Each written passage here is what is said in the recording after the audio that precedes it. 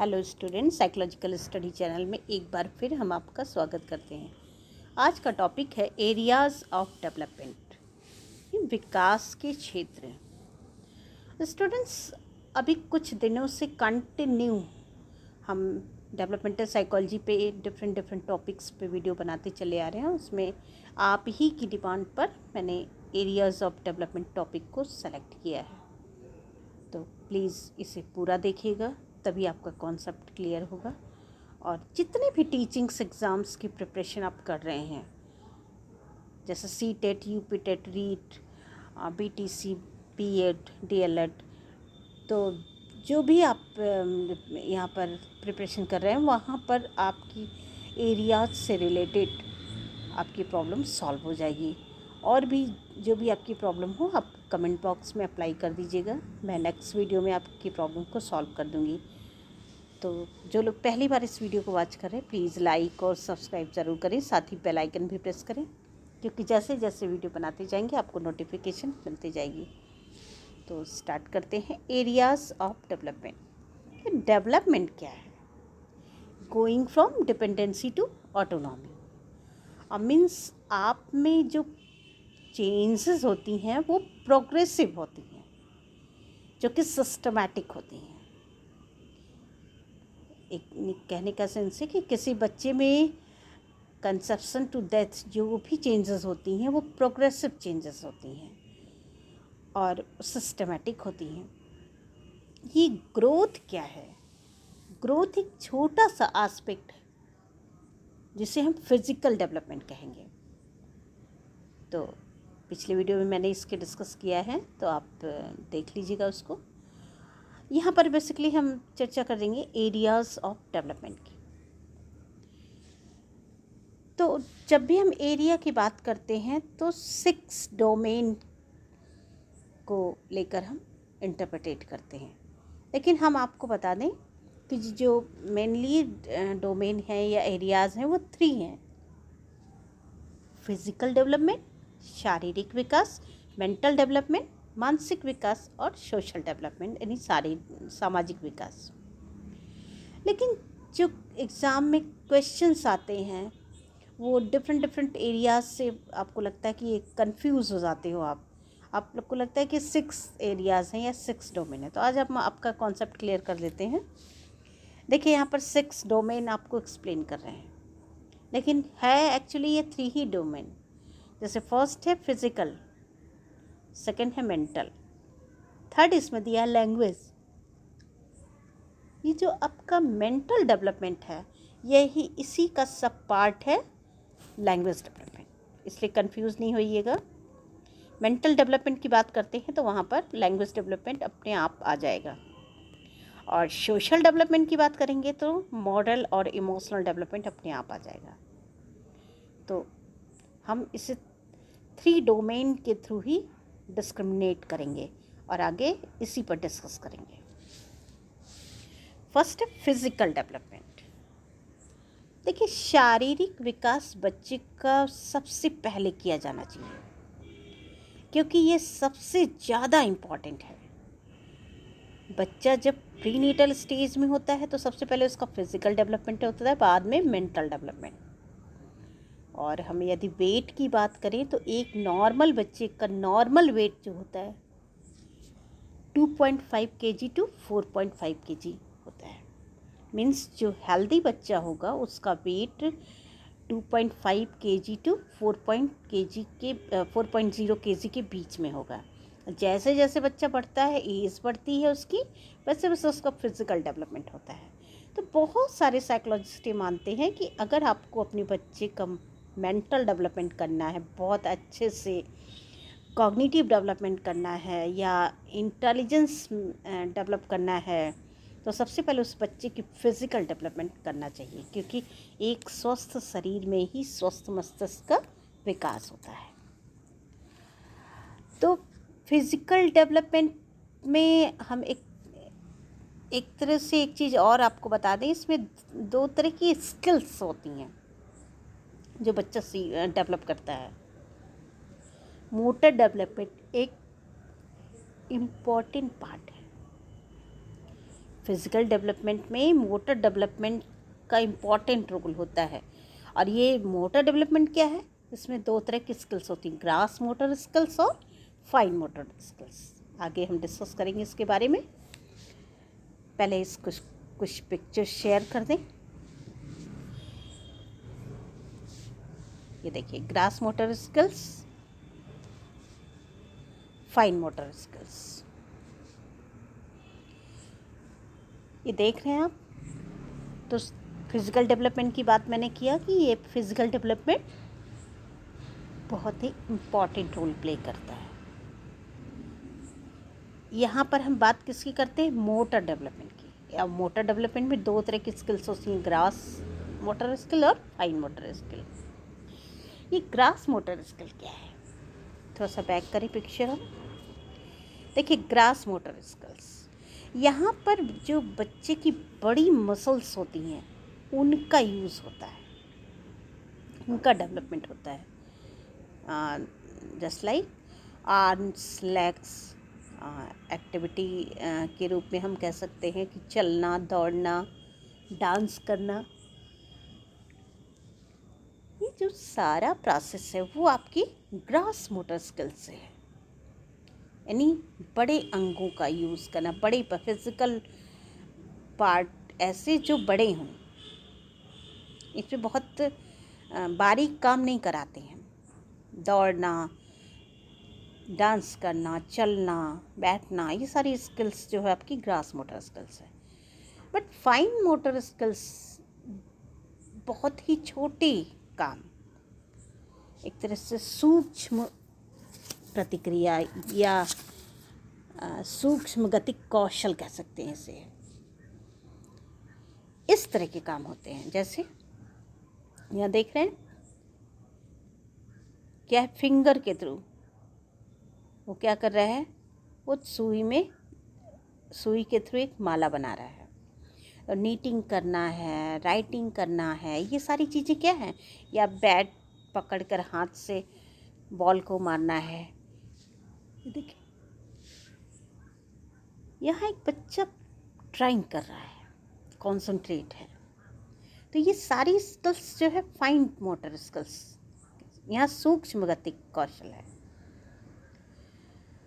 तो इन दोनों के बीच में बच्चे कोऑर्डिनेशन भी करते हैं। जैसे दौड़ करके बच्चा आया और बॉल पकड़कर फिर वो बॉल को फेंकता है। तो यहाँ पर दोनों ग्रॉस एंड फाइन दोनों मोटर स्किल्स यहाँ पर एक साथ कोऑर्डिनेट कर रहा है। तो ये दोनों स्किल्स में बच्चों को स्ट्रांग होगा। कब होगा, ये दोनों स्किल्स कब आएंगे, जब वो फिजिकली स्ट्रांग होगा। नेक्स्ट, मेंटल डेवलपमेंट,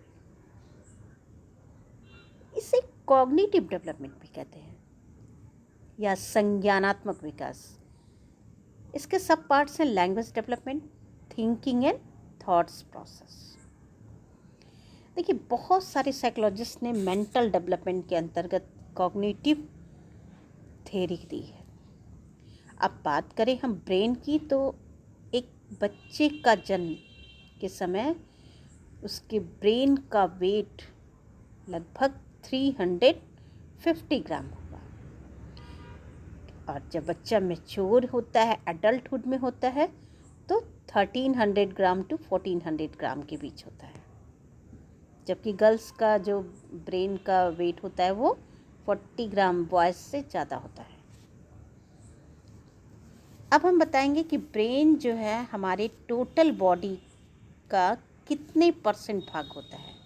तो ब्रेन हमारी बॉडी का 2% पार्ट होता है। हम दिन में जितना भी खाते पीते हैं या फूड लेते हैं, ड्रिंक करते हैं, वो उसका 20% हमारा ब्रेन यूज़ करता है। क्यों? क्योंकि वो कंटिन्यू एक्टिविटी करता है। वो 20, आप तो सो जाते हो, फिज़िकली रेस्ट कर लेते हो, लेकिन ब्रेन जो है 24 आवर्स वर्क करता है, रन करता है। अब हम बात करेंगे लैंग्वेज डेवलपमेंट की। तो ये मेंटल डेवलपमेंट का सब पार्ट है। यानी बच्चा जब जन्म लेता है तो जन्म से ही उसका भाषाई विकास प्रारंभ होता है, क्योंकि उसके इर्द गिर्द बहुत सारे लोग होते हैं, जिससे वो उनके शब्दों को दोहराता है, सुनता है, दोहराता है, और जैसे जैसे वो प्रोसेस करता है वैसे वैसे वर्ड वोकेब का स्टोर अपने आप हो जाता है और एक अच्छी पकड़ हो जाती है उसकी सेंटेंस मेकिंग में, यानी टॉक करने लगता है। तो अब बात करेंगे लैंग्वेज डेवलपमेंट की सीक्वेंस क्या है। तो सीक्वेंस है LSRW। L फॉर लिसनिंग यानी सुनना, S फॉर स्पीकिंग बोलना, R फॉर रीडिंग रीड करना, और RW फॉर राइटिंग राइट करना। इन सीक्वेंस में जो लास्ट वाला है सबसे टफ वही होता है, बच्चा उसी में ज़्यादा टाइम लेता है। तो कॉग्निटिव स्किल्स हमारे माइंड में means thinking, problem solving, emotions इत्यादि बहुत सारी चीज़ें एक्सप्लेन करती है। इसमें पॉजिटिव भी हो सकती है और नेगेटिव भी हो सकती है। अब हम इसके थोड़ा सा पिक्चर शेयर करते हैं मेंटल डेवलपमेंट की। देखिए, कॉग्निटिव डेवलपमेंट डिफरेंट एरियाज़ हैं, थिंकिंग, लैंग्वेज डेवलपमेंट यानी कैसे कैसे वॉवेल से वर्ड से वो अपनी वर्ड वोकैब स्टोर करता है। अब आते हैं लास्ट टॉपिक, सोशल डेवलपमेंट। तो बच्चे का सोशलाइजेशन जन्म से ही स्टार्ट हो जाता है। देखिए, इसके पहले भी हम बता चुके हैं कि हम ह्यूमन बीइंग हैं, हम किसी बॉक्स में नहीं बंद रह सकते।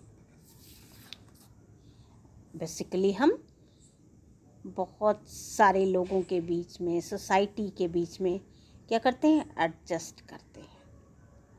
वहाँ हमें बहुत सारे रूल्स, सिस्टम, नॉर्म्स को हमें फॉलो करना पड़ता है और उसी के अकॉर्डिंग हम वर्क करते हैं।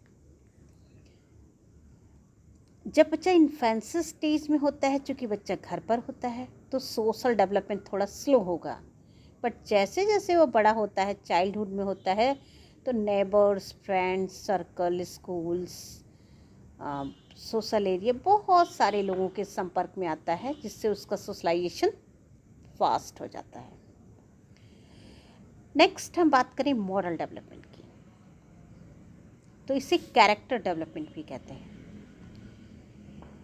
जब आप जन्म लेते हैं और जब तक इस पृथ्वी पर रहते नहीं, कंसेप्शन टू डेथ, तो कुछ वैल्यूज़ डेवलप की जाती हैं, कुछ स्टैंडर्ड्स इस सोसाइटी के होते हैं, और वो अपनी सोसाइटी के उन स्टैंडर्ड्स को, उन वैल्यूज़ को सीखना ही मॉरल डेवलपमेंट का पार्ट होता है।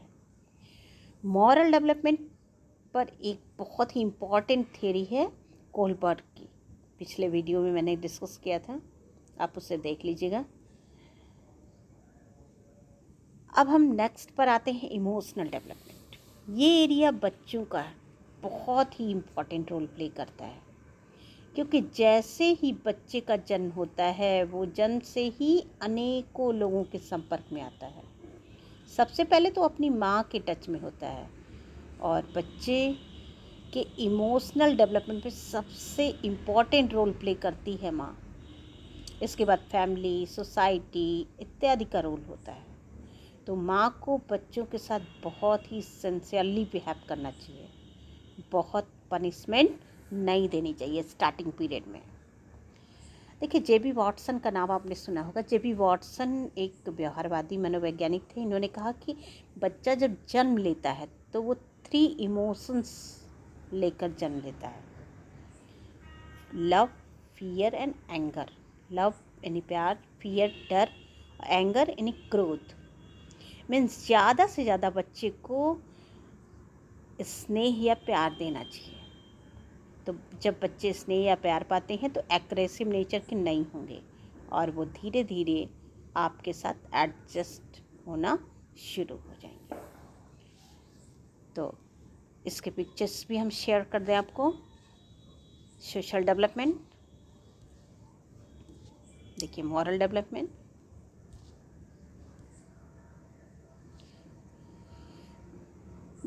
तो आई होप मेरा वीडियो समझ में आया होगा, और कोई प्रॉब्लम होती है तो कमेंट बॉक्स में अप्लाई करिएगा। मैं आपको नेक्स्ट वीडियो में आपकी प्रॉब्लम को सॉल्व कर दूंगी। मेरी कुछ स्टूडेंट्स ने कमेंट किया था कि मैम आप अपने चैनल का नेम बता दीजिएगा, मुझे वीडियोस को सेलेक्ट करने में प्रॉब्लम हो रही है। तो मेरे चैनल का नाम है ममता सिंह साइकोलॉजी। आप इसे सर्च करके वीडियो पे जाइएगा, आपको जिस टॉपिक से रिलेटेड चाहिए वहाँ पर जो वीडियो अपलोड होगा आपको मिल जाएगा। थैंक्स।